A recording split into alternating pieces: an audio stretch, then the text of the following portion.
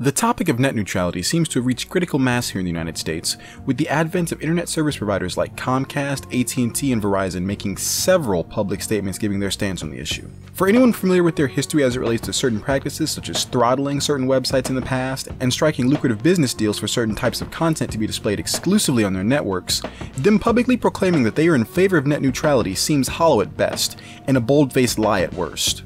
Obviously, being a US citizen and someone who consumes content on the internet as their primary means of entertainment, net neutrality is a very important topic, as any changes in our regulation on the matter could greatly impact my current way of life, and I'm sure the same is true for my fellow Americans watching this video. So, taking the importance of this issue into consideration, I figured that the best thing we can do at the moment is to take a look at the arguments for and against the terms of the FCC's Open Internet Order, and at least try to evaluate this as objectively as we can. Now, before we can actually get into what the ISPs are arguing, we first have to understand what exactly it is they're arguing against. In the time leading up to now, I've been observing how people have been reacting and responding to Comcast primarily, and the trend I've seen is people objecting to their statements on a personal level, and even citing Comcast's previous actions as an argument for why they're not actually in favor of net neutrality. But what I've seen very few people do is challenge Comcast to explain why exactly the Open Internet Order fails to work in favor of net neutrality, or how it is personally harming them as a business. I can only assume that this is due to people being unfamiliar with the text of the OIO, and only having a general idea of what it specifies. So we'll go through two parts of it to clarify exactly what these ISPs are protesting. First off, we're going to have a look at the executive summary where it lays out exactly what this order is for. This declares that the purpose of the Open Internet Order will be to establish strong rules that protect consumers from past and future tactics that threaten the open internet, which we can otherwise refer to as clear, bright line rules, or just bright line rules as many ISPs do in their statements. These bright line rules are orders banning three practices which have been or could be used by internet service providers in the past or future. As it reads on the page, because the record overwhelmingly supports adopting rules and demonstrates that three specific practices invariably harm the open internet, blocking, throttling, and paid prioritization, this order bans each of them, applying the same rules to both fixed and mobile broadband internet access service. Now, this all sounds fantastic, but I'm sure as we all know, the devil is in the details. So before we continue from here, let's see what the definitions are for each rule. For no blocking, this one is pretty straightforward. A person engaged in the provision of broadband internet access service, insofar as such person is engaged, shall not block lawful content, applications, services, or non-harmful devices, subject to reasonable network management. I suppose that what constitutes non-harmful devices or reasonable network management might actually be a little vague for my liking, but overall I don't really see much issue with this one. Next, let's have a look at the rule for throttling. A person engaged in the provision of broadband internet access service, insofar as such person is engaged, shall not impair or degrade lawful internet traffic on the basis of internet content, application, or service, or use of a non-harmful device, subject to reasonable network management. For this one, I can levy the same criticisms I had against the rule on blocking, but just like it, overall it sounds pretty good. I can't really complain with how they have this defined. Finally, let's look at the last rule for paid prioritization. A person engaged in the provision of broadband internet access service, insofar as such person is engaged, noticing a trend, shall not engage in paid prioritization. And for this one, they specifically define paid prioritization. Paid prioritization refers to the management of a broadband provider's network to directly or indirectly favor some traffic over other traffic, including through use of techniques such as traffic shaping, prioritization, resource reservation, or other forms of preferential traffic management, either A, in exchange for consideration, monetary or otherwise, from a third party, or B, to benefit an affiliated entity. This one I have absolutely no issues with. The wording is spot on, and the definition of paid prioritization they give is just about flawless, or at least I can't spot any issues at this particular moment. Overall, the three rules as they've been defined seem to be remarkably unbiased, and the first two rules for blocking and throttling even give ISPs a little leeway, because they wouldn't stop ISPs from, say, blocking websites or users that commit DDoS attacks, enforcing speed tiers, or even coming up with some other reason why a particular device or service were harmful to the network as long as they can justify it. Now, there is one other rule I would like for us to look at, and it's something I'm going to refer to as the gatekeeper standard, which is defined like this. Any person engaged in the provision of broadband internet access service, insofar as such person is engaged, shall not unreasonably interfere with or unreasonably disadvantage 1. End user's ability to select, access, and use broadband internet access service or the lawful internet content application services or devices of their choice, or 2. Edge providers' ability to make lawful content, applications, services, or devices available to end users. Reasonable network management shall not be considered a violation of this rule. Now, this is another place where ISPs have a lot of leeway because reasonable network management can be defined and justified by them, but this rule is actually really important. You see, an edge provider is any individual or entity that provides any content, application, or service over the internet, and any individual or entity that provides a device used for accessing any content, application, or service over the internet. And I'll credit that definition to the Washington Post. What this means is that in addition to the no blocking, throttling, or paid prioritization rules, ISPs are explicitly forbidden from doing anything to interfere with people's access to content creators on the internet at large. This includes companies like Netflix, Hulu, Crunchyroll, and YouTube, as well as specific content creators such as people like myself and anyone who wanted to go independent with their content. This would include people like the Young Turks and their website, Steven Crowder and his website, Philip DeFranco and his jams, and I think you get the picture. I'm sure that just like they do for me, these rules seem really fair and balanced to most of you guys watching this video. However, the position of the ISPs is that these rules are somehow harming their business. So what I figure we'll do is have a look at the statement that Comcast gave to the FCC about the Open Internet Order, and we'll see exactly what their contentions are. Comcast is arguably the largest ISP in the United States, so it's only fair to give them the floor for right now and let them represent the corporate side of things. Now, I know a lot of you probably see Comcast as literally Hitler, but if we're going to come to any position on this issue, then we owe it to them to hear their complaints out and see exactly what their problems are. Who knows, maybe there is some real issue with the wording here that we could come to a compromise on, where they've been asking for a full repeal. For this, we will not be looking at the obviously fluff comments posted on their website, but the 161-page document that Comcast submitted to the FCC, which is why this video took so long to make, lol. Now, we're not going too deep into it at this moment. I'll only be covering the introduction and summary section and providing my own summary to their summary, I guess. I'll cover it in more depth in another video, but for right now, I want to make sure that you guys leave this one knowing what you really need to know about Comcast's stated goal and position. So this starts off with the standard Comcast has long supported strong, legally enforceable, and permanent net neutrality protection spiel that I'm sure you guys have heard before and is plastered all over their Twitter. The point of Comcast repeatedly hammering this message home, as they'll go on to explain, is that their issues are supposedly not with the rules established in the Open Internet Order, at least not the majority of them, but with the classification of broadband internet access service, which we'll see referred to as BIAS, as a telecommunications service, which makes it a common carrier utility subject to Title II of the Communications Act of 1934, something else we'll look at in the future. According to Comcast and 24 other ISPs they've allied with in this movement, BIAS should be classified as an information service, and should have the light touch regulations as specified in Title I.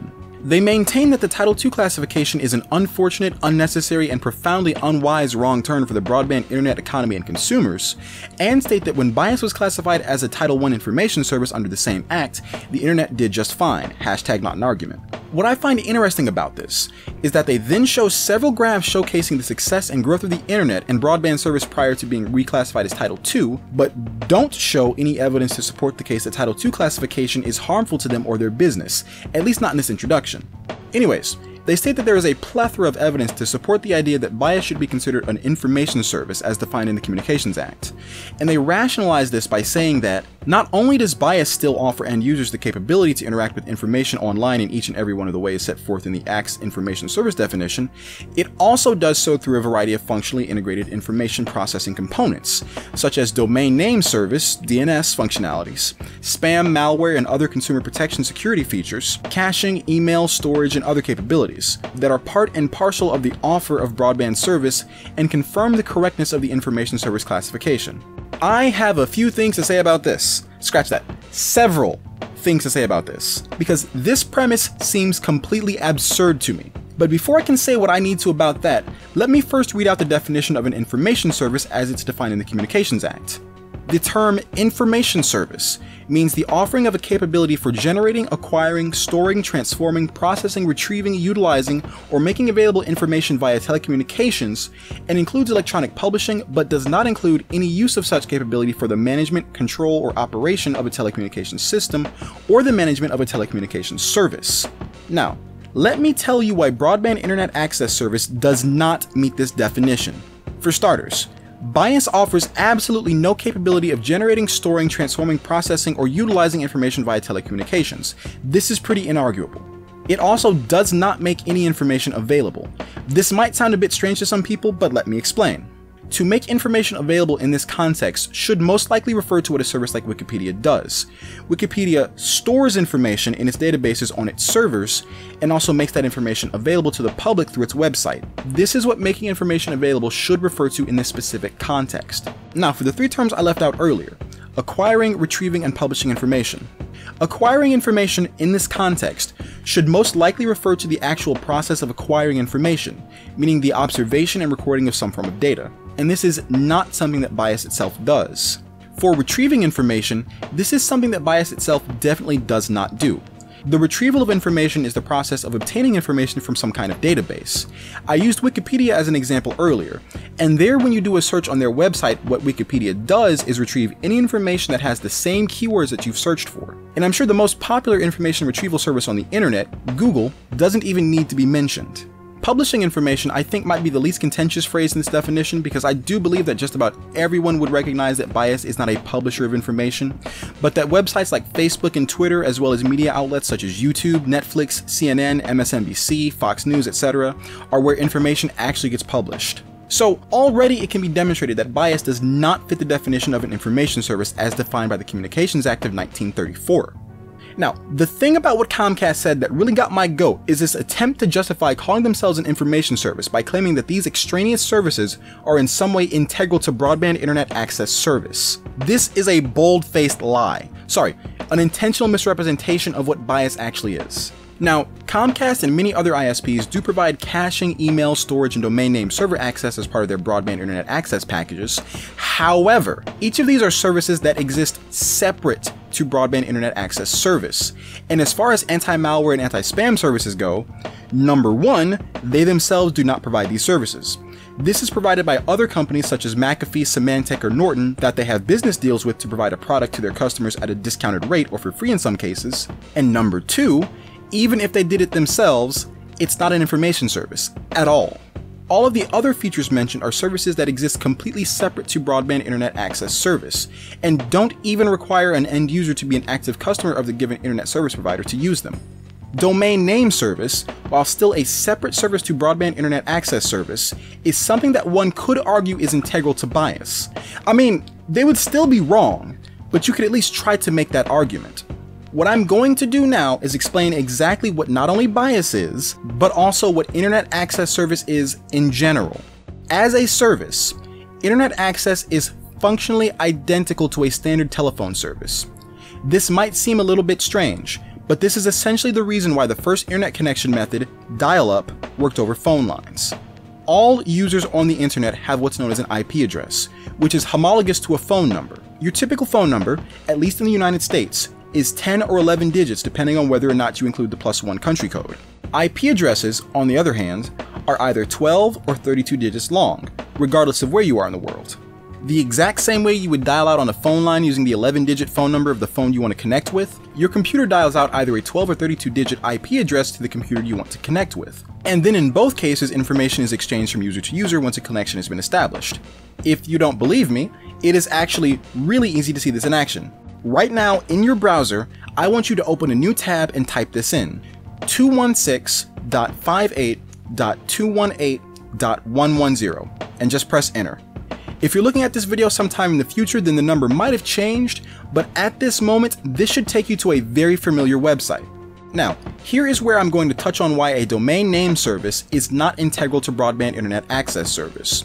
Just like with your phone service, you need to know the number of the computer you want to connect with, right? But when you're on the internet, there are hundreds, if not thousands of numbers you connect to on a daily basis. Your head would explode before you even had a chance to remember half of them. This is where a DNS server comes in, because instead of having to remember the exact number of the computer you want to connect to, all you need to remember is the domain name or friendly name of the computer. You don't need to remember this 12-digit number when it is much easier to just type in google.com and be taken there almost immediately.